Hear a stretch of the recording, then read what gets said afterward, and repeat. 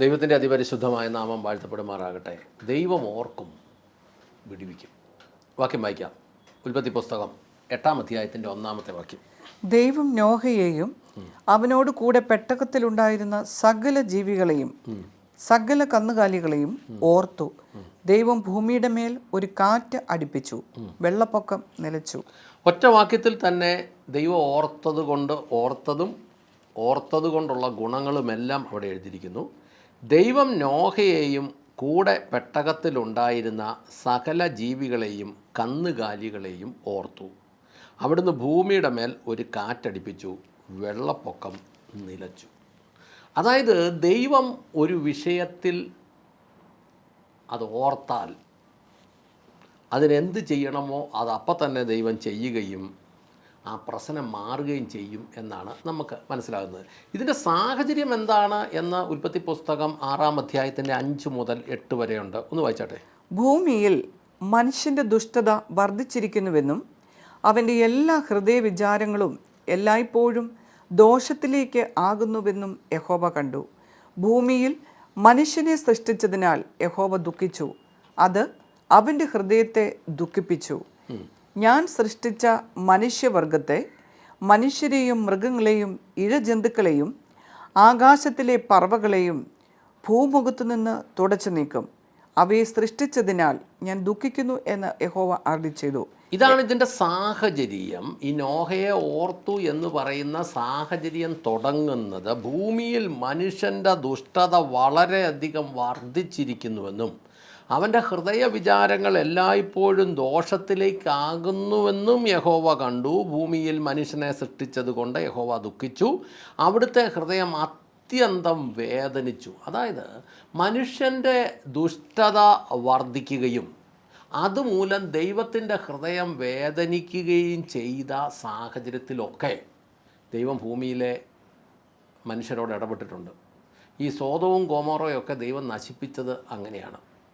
ഇപ്പം നമ്മൾ പറഞ്ഞു വരുമ്പോൾ ഇപ്പം നമ്മൾ കേരളത്തിലെ പല വാർത്തകളും കേട്ടാൽ 2 വയസ്സുള്ള പെൺകുഞ്ഞിന് പോലും പീഡനം നേരിടേണ്ട അവസ്ഥയിലേക്ക്, നിരപരാധികളുടെ രക്തം വീഴുന്ന അവസ്ഥയിലേക്ക്, സ്കൂൾ കുട്ടികൾ പോലും മദ്യവും മയക്കുമരുന്നും ഉപയോഗിക്കുന്ന അവസ്ഥയിലേക്ക് ലോകം മുഴുവൻ ആ ഒരു തലത്തിലേക്ക് മാറുക. കഴിഞ്ഞ ദിവസം എൻ്റെ ഒരു സ്നേഹിതൻ പറഞ്ഞു, ജർമ്മനിയിൽ ഒരു വീട്ടിൽ 3 കഞ്ചാവ് വളർത്താൻ പെർമിഷൻ ഉണ്ടെന്ന്. സത്യമാണെന്ന് അറിയത്തില്ല. 3 കഞ്ചാവ് വളർത്താൻ പെർമിഷനുണ്ട്.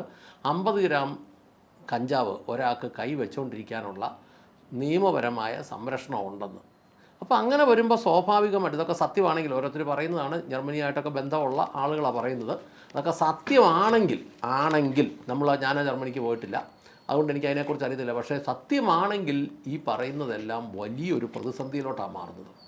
ജനമെല്ലാം അങ്ങനത്തെ ഒരു സാഹചര്യത്തിലേക്ക് മാറിയാൽ, ഇപ്പോൾ തന്നെ നമുക്ക് നമ്മുടെ കേരളത്തിൽ നമ്മൾ വാഹനം ഓടിച്ചുകൊണ്ട് പോകുമ്പം വേറൊരു വണ്ടിക്കാർ വന്നു കഴിഞ്ഞാൽ അവർ എന്തെങ്കിലും നമുക്ക് പറ്റാത്തൊരു കാര്യം കാണിച്ചു കഴിഞ്ഞാൽ ചോദിക്കാനൊന്നും പറ്റിയല്ല. ചോദിച്ചിട്ടുണ്ടെങ്കിൽ അവർ ഇറങ്ങി ഉപദ്രവിക്കും എന്നതാണ് ഇന്നത്തെ ഒരവസ്ഥ. കാരണം എന്നാന്ന് ചോദിച്ചാൽ അവന് എല്ലാം എന്തെങ്കിലുമൊക്കെ വിധത്തിലുള്ള കൂടിയ മയക്കുമരുന്നുകളൊക്കെ ഉപയോഗിച്ച്, പണ്ടൊക്കെ മദ്യവും കഞ്ചാവും മാത്രമേ ഉള്ളായിരുന്നു. ഇപ്പോൾ മദ്യവും കഞ്ചാവും എന്നത് വളരെ അപൂർവമായിട്ട് കൂടിയ ഐറ്റംസിലേക്ക് പോയി. അപ്പോൾ അങ്ങനെ കണ്ടമാനം ഇതായി കഴിയുമ്പോൾ ഈ മനുഷ്യൻ്റെ ദുഷ്ടത വളരെയധികം വർദ്ധിച്ചിരിക്കുന്നുവെന്നും അവൻ്റെ ഹൃദയ വിചാരങ്ങൾ എല്ലായ്പ്പോഴും ദോഷത്തിലേക്കാകുന്നുവെന്നും യഹോവ കണ്ടു എന്ന് നമ്മൾ മനസ്സിലാക്കുന്നു. ഭൂമിയിൽ മനുഷ്യനെ സൃഷ്ടിച്ചത് കൊണ്ട് യഹോവ ദുഃഖിച്ചു, അവിടുത്തെ ഹൃദയം അത്യന്തം വേദനിച്ചു. അങ്ങനെ വേദനിച്ചപ്പോൾ പറയുക, ഞാൻ സൃഷ്ടിച്ച മനുഷ്യവർഗത്തെ, മനുഷ്യരെയും മൃഗങ്ങളെയും നിഴത്തിൽ ഇലയുന്ന ജന്തുക്കളെയും ആകാശത്തിലെ പക്ഷികളെയും ഭൂമുഖത്തു നിന്ന് തുടച്ചു നീക്കും, അവയെ ഉണ്ടാക്കിയതിനാൽ ഞാൻ ദുഃഖിക്കുന്നു എന്ന് യഹോവ അരുളി ചെയ്തു. അതിനുശേഷം പിന്നീട് മഴവില്ലിനെയൊക്കെ സ്ഥാപിച്ചിട്ട് ഞാൻ ഇങ്ങനെ വെള്ളം കൊണ്ട് നശിപ്പിക്കുകയായിരുന്നു കൃത്യമായിട്ട് പറഞ്ഞിട്ടുണ്ട്.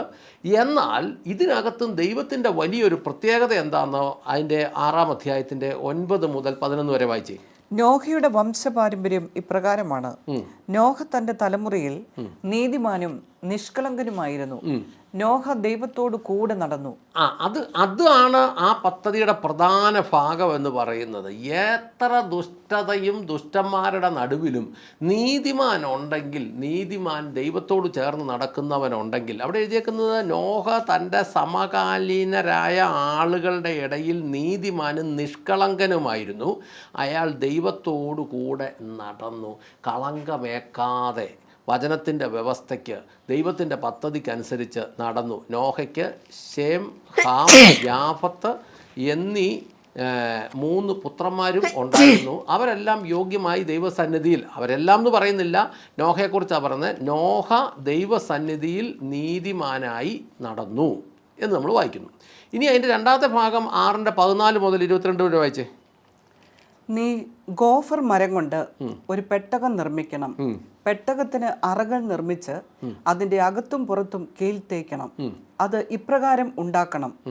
പെട്ടകത്തിന്റെ നീളം 300 മുഴവും വീതി 50 മുഴവും ഉയരം 30 മുഴവും ആയിരിക്കണം. പെട്ടകത്തിന് കിളിവാതിൽ ഉണ്ടാക്കണം. മുകളിൽ നിന്ന് 1 മുഴം താഴെ അത് വെക്കണം. പെട്ടകത്തിന്റെ വശത്ത് ഒരു വാതിൽ വെക്കണം. കീഴ്ത്തട്ടും ഇടത്തട്ടും മേൽത്തട്ടും ഉണ്ടായിരിക്കണം. ഇതാ, ആകാശത്തിന് കീഴെ ജീവശ്വാസമുള്ള സകലത്തെയും നശിപ്പിക്കേണ്ടതിന് ഞാൻ ഭൂമിയിൽ ഒരു ജലപ്രളയം വരുത്തുവാൻ പോകുന്നു. ഭൂമിയിലുള്ള സകല ജീവജാലങ്ങളും നശിച്ചു പോകും. എന്നാൽ നീയുമായി ഞാൻ എൻ്റെ ഉടമ്പടി സ്ഥാപിക്കും. നീയും നിന്നോടുകൂടെ നിന്റെ ഭാര്യയും നിന്റെ പുത്രന്മാരും അവരുടെ ഭാര്യമാരും പെട്ടകത്തിൽ പ്രവേശിക്കണം. നിന്നോടൊപ്പം ജീവനോടിരിക്കേണ്ടതിന് സകല ജീവികളിൽ നിന്നും ഈ 2 ആണും പെണ്ണുമായി നീ പെട്ടകത്തിനുള്ളിൽ പ്രവേശിപ്പിക്കണം. അത് നമ്മൾ വായിച്ച് മുന്നോട്ട് ചെന്ന് കഴിയുമ്പോൾ ദൈവം തന്നോട് കൽപ്പിച്ചതൊക്കെ ഈ നോഹ ചെയ്തു, അപ്രകാരം തന്നെ അയാൾ ചെയ്തു എന്നതിൻ്റെ അവസാന വാക്യം എഴുതുന്നു. പക്ഷേ അതിൻ്റെ ആദ്യമേ ദൈവത്തിൻ്റെ പദ്ധതി എന്താണെന്ന് ദൈവം നോഹയോട് സംസാരിച്ചതായിട്ട് നമ്മൾ വായിക്കുന്നു. അത് ആ 6-ാം അധ്യായത്തിൻ്റെ തന്നെ, ഉൽപ്പത്തി പുസ്തകം 6-ാം അധ്യായത്തിൻ്റെ 12-13 അതോടെ വായിച്ചേ. ഭൂമി എത്ര ദുഷിച്ചിരിക്കുന്നുവെന്നും ഭൂമിയിലെ സകല മനുഷ്യരും തങ്ങളുടെ വഴികൾ എത്രത്തോളം ദുഷിച്ചിരിക്കുന്നുവെന്നും യഹോവ കണ്ടു. അതുകൊണ്ട് യഹോവ നോഹയോട് അരുളി ചെയ്യുന്നു, എൻ്റെ മുമ്പിൽ സകല ജഡത്തിൻ്റെയും അവസാനം വന്നിരിക്കുന്നു. അവർ നിമിത്തം ഭൂമിയിൽ അക്രമം നിറഞ്ഞിരിക്കുന്നുവല്ലോ. ഞാൻ അവരെയും ഭൂമിയെയും നിശ്ചയമായി നശിപ്പിക്കും. അതായത് അവരെയും ഭൂമിയെയും നിശ്ചയമായി നശിപ്പിക്കും എന്ന് അരുളി ചെയ്തിട്ട് നിശ്ചയമായി നശിപ്പിക്കുമ്പോൾ ഈ ഭക്തനായ മനുഷ്യനെ അല്ലെങ്കിൽ നീതിമാനായ മനുഷ്യനെ സംരക്ഷിക്കാൻ വേണ്ടിയിട്ട് ഒരു പെട്ടകം ഉണ്ടാക്കുന്ന കാര്യം പറഞ്ഞു. ആ പെട്ടകം ഉണ്ടാക്കി. അത് ഈ അടുത്ത കാലത്ത് അല്ലെങ്കിൽ ഈ നൂറ്റാണ്ടിൽ അമേരിക്കൻ പര്യവേഷക സംഘം അതിനെ കണ്ടെടുത്തു. വചനത്തിൽ പറയുന്ന അളവുകൾ കാര്യങ്ങളെല്ലാം അതിന് കൃത്യമായിരുന്നു. ഇപ്പം US അതിൻ്റെ പേരിൽ ഒരു നോഹാസ് ആർക്ക് എന്ന് പറയുന്ന അതിൻ്റെ വലുപ്പത്തിലൊക്കെയുള്ള ഒരു സംവിധാനം ഉണ്ടാക്കിയിട്ട് അതിൽ മൃഗങ്ങളും അതിൽ സാഹചര്യങ്ങളും ഒക്കെ എല്ലാം കൃത്രിമമായി സെറ്റ് ചെയ്ത് വലിയൊരു ടൂറിസമാക്കി അത് മാറ്റിയിട്ടുണ്ട്. അതിനകത്ത് കയറുമ്പോഴാണ് ഈ പദ്ധതിയുടെ വലുപ്പം എത്രയാണെന്ന് മനസ്സിലാകുന്നത്. ഇനി 7:1 മുതൽ 5 വരെ വായിച്ചേ.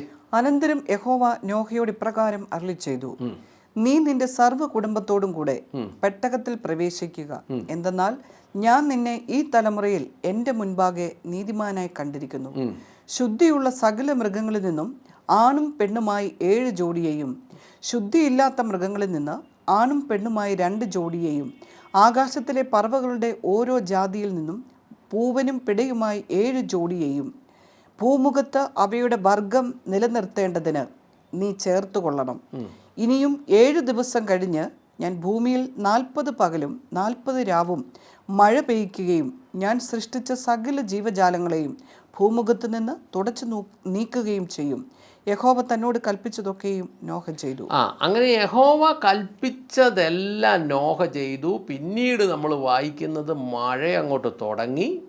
മഴ ഭയങ്കരമായിട്ട് അങ്ങോട്ട് പെയ്തു. ആ അധ്യായങ്ങൾ 7, 8 ഒക്കെ നമ്മൾ വായിച്ചു കഴിഞ്ഞാൽ അതിനകത്ത് മനസ്സിലാകും. ഏതാണ്ട് പ്രശ്നം അങ്ങോട്ട് തുടങ്ങി 150 ദിവസത്തോളം വെള്ളം പൊങ്ങി നിന്നു എന്നൊക്കെ നമ്മൾ വായിക്കുന്നു. അപ്പം നോഹയെയും കുടുംബത്തെയും പെട്ടകത്തിനകത്ത് ആക്കിയിട്ട് ദൈവം പിന്നീട് മഴ പെയ്യിപ്പിച്ചു. വെള്ളം പൊങ്ങി. ഭൂമിയിലുള്ള സകല ജീവജാലങ്ങളും ചത്തുപോയി, അല്ലെങ്കിൽ മുഴുവൻ ചത്തുകെട്ടുപോയി എന്ന് നമ്മളതിനകത്ത് വായിക്കുന്നു. എന്നിട്ട് ഉൽപ്പത്തി പുസ്തകം 8:1, 2, 3 നമ്മൾ വായിക്കുമ്പോൾ ദൈവം നോഹയെയും കൂടെ പെട്ടകത്തിലുണ്ടായിരുന്ന സകല കന്നുകാലികളെയും ഓർത്തു. അവിടുന്ന് ഭൂമിയുടെ മേൽ ഒരു കാറ്റടിപ്പിച്ചു, വെള്ളപ്പൊക്കം നിഴച്ചു, ആഴിയുടെ ഉറവുകളും ആകാശത്തിൻ്റെ കിളിവാതിലുകളും അടഞ്ഞു, ആകാശത്തു നിന്നുള്ള മഴയും നിന്നു, വെള്ളം ഭൂമിയിൽ നിന്ന് ക്രമേണ ഇറങ്ങിത്തുടങ്ങി. 150 ദിവസം കഴിഞ്ഞപ്പോൾ വെള്ളം കുറഞ്ഞു തുടങ്ങി എന്ന് നമ്മൾ വായിക്കുന്നു. 8:13 ഒന്ന് വായിച്ചേ. ഉൽപ്പത്തി 601 വർഷം 1 മാസം 1 തീയതി ഭൂമിയിൽ നിന്ന് വെള്ളം വറ്റിപ്പോയിരുന്നു. നോഹ പെട്ടകത്തിന്റെ മേൽ തട്ട് നീക്കി ഭൂതലം ഉണങ്ങിയിരിക്കുന്നുവെന്ന് കണ്ടു. ഇത് നമ്മൾ കൃത്യമായി പഠിച്ചു വരുമ്പം ഒരു വർഷവും ഒരു മാസവും ഒരു ദിവസവും ഈ പ്രതിസന്ധി തുടർന്നു എന്ന് നമുക്ക് മനസ്സിലാകും. ഒരു വർഷവും ഒരു മാസവും ഒരു ദിവസവും. ഇനി ഉൽപ്പത്തി പുസ്തകം 8-14 2 മാസം 27 തീയതി നമ്മൾ വായിക്കുന്നത് ഭൂമി ഉണങ്ങി എന്നാണ് കാണുന്നത്. പിന്നീട് 8 അധ്യായത്തിൽ 15 മുതൽ 22 വരെ ദൈവം അവരെ അനുഗ്രഹിക്കുന്നു. ഇതിനകത്തു നിന്നെല്ലാം നമുക്ക് മനസ്സിലാകുന്ന ഒരു കാര്യം ഇതാണ്: ദൈവം ഓർത്ത് വിടുവിക്കും. നമ്മൾ വിശ്വാസത്തോടെ പ്രാർത്ഥിച്ച് ദൈവസന്നിധി സ്തോത്രം ചെയ്ത് നിർത്തിയിരിക്കുന്ന വിഷയങ്ങൾക്ക് ദൈവം അത് ഓർക്കും. ദൈവമേ ഓർക്കണമേ എന്ന് കഴിഞ്ഞ വീഡിയോയിൽ നമ്മൾ അത് തന്നെയാണ് പറഞ്ഞത്. ദൈവമേ അത് ഓർക്കണമേ എന്ന് ഭക്തന്മാർ പ്രാർത്ഥിച്ചതുപോലെ ദൈവസന്നിധി ഓർക്കണമേ എന്ന് ദൈവത്തോട് പ്രാർത്ഥിക്കാം. പ്രാർത്ഥിക്കാം. സ്വർഗസ്ഥനായ ഞങ്ങളുടെ നല്ല പിതാവേ, ഞങ്ങളുടെ കർത്താവായ യേശു ക്രിസ്തുവേ, പരിശുദ്ധാത്മാവായ ഞങ്ങളുടെ നല്ല ദൈവമേ, അടിയനെ കേൾക്കുന്ന ഓരോ വ്യക്തികളും അവരുടെ ജീവിതത്തിൽ കർത്താവെ അവർ വിശ്വാസത്തോടെ പ്രാർത്ഥിച്ച വിഷയങ്ങൾ ദൈവമേ ഓർക്കണമേ. ദൈവത്തിൻ്റെ സമയത്ത് ദൈവം അവർക്ക് മറുപടി നൽകണമേ. ദൈവത്തിൻ്റെ സമയം എത്രയും പെട്ടെന്നാകട്ടെ എന്ന് പ്രാർത്ഥിക്കുന്നു. അതുവരേക്കും അവർ വിശ്വാസത്തോടെ തന്നെ സ്തോത്രത്തോടുകൂടി ദൈവസന്നിധിയിൽ പിടിച്ചു നിൽക്കുവാൻ ദൈവം വലിയ കൃപ നൽകി അനുഗ്രഹിക്കണമേ. ദൈവത്തിൻ്റെ കയ്യിൽ നിന്ന് മറുപടി ലഭിക്കുമ്പോൾ അത് വലിയ അനുഗ്രഹവുമായി മാറണമേ എന്ന് പ്രാർത്ഥിക്കുന്നു. അങ്ങ് പ്രാർത്ഥന കേട്ട് അനുഗ്രഹിച്ച കൃപയ്ക്ക് നന്ദി. യേശു ക്രിസ്തുവിൻ്റെ ധന്യമുള്ള നാമത്തിൽ തന്നെ. ആമേൻ, ആമേൻ, ആമേൻ.